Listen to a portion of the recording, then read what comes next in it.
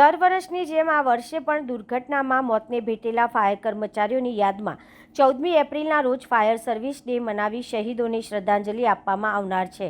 ત્યારે 21મી તારીખ સુધી જનજાગૃતિના કાર્યક્રમો યોજાય, જેને અનુલક્ષીને Vadodara fire and emergency department દ્વારા રિહર્સલ કરવામાં આવ્યું હતું। આગામી 14મી એપ્રિલના રોજ વડોદરા ફાયર ઇમરજન્સી ડિપાર્ટમેન્ટ દ્વારા ફાયર સર્વિસ ડે મનાવવામાં આવનાર છે। આ અંગે ફાયર અધિકારી અમિત ચૌધરીએ જણાવ્યું હતું કે આ કાર્યક્રમના ઉપલક્ષમાં કર્મચારીઓને શ્રદ્ધાંજલિ આપવા માટેનું રિહર્સલ કરવામાં આવ્યું છે, જે 16 માર્ચથી શરૂ કરવામાં આવ્યું હતું, જેમાં પરેડ સહિતની ગ્રાઉન્ડ પર તૈયારીઓ કરવામાં આવી હતી। દર વર્ષે સમગ્ર ભારતમાં 14 એપ્રિલથી 21 એપ્રિલ સુધી ફાયર સર્વિસ ડે અને ફાયર સર્વિસ વીક તરીકે ઉજવવામાં આવતું હોય છે। આ અઠવાડિયા દરમિયાન શહીદોને યાદ કરવામાં આવે છે, શ્રદ્ધાંજલિ આપવામાં આવે છે। સાથે 1944માં જે બોમ્બ સ્ફોટમાં દુર્ઘટના બની હતી, જેમાં ફાયર કર્મચારીઓ શહીદ થયા હતા, એ શહીદોની યાદમાં અવેરનેસ કાર્યક્રમ યોજવામાં આવશે। મોકડ્રીલ સાથે તાલીમ યોજવામાં આવશે।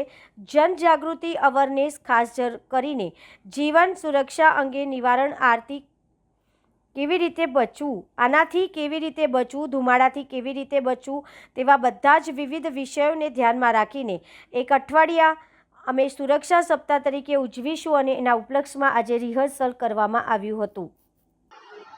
અત્યારે મોકડ્રીલ નહીં પણ રિહર્સલ ચાલતું હતું।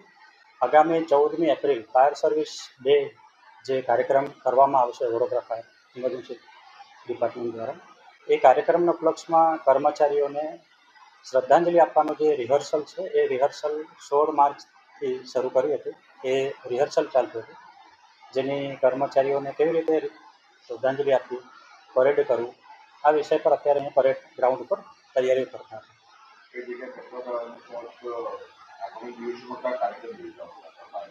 આ ખાસ 14મી એપ્રિલથી 21 એપ્રિલ એટલે દર વર્ષે આખા ભારતમાં fire service day, fire service week તરીકે ઉજવવામાં આવતું હોય છે, કરવામાં આવતું હોય છે। આ અઠવાડિયા દરમિયાન શહીદોને યાદ કરવામાં આવે છે, શ્રદ્ધાંજલિ આપવામાં આવે છે। સાથે સાથે 1944 જે બોમ્બે પોર્ટમાં જે દુર્ઘટના ઘટી હતી, એવી દુર્ઘટનામાં જે શહીદો થયા હતા, એવા શહીદોને યાદ કરી અવેરનેસ કાર્યક્રમ કરવામાં આવશે, મોકડ્રીલ કરવામાં આવશે, તાલીમ યોજવામાં આવશે। જનજાગૃતિ અવેરનેસ ખાસ કરીને જીવન સુરક્ષા, અગ્નિ નિવારણ, આગથી કેવી રીતે બચવું, ધુમાડાથી કેવી રીતે બચવું, એવા બધા વિવિધ વિષયોને ધ્યાનમાં લઈ એક અઠવાડિયું અમે સુરક્ષા સપ્તાહ તરીકે ઉજવશું અને એના ઉપલક્ષમાં આજે રિહર્સલ કરવામાં આવ્યું।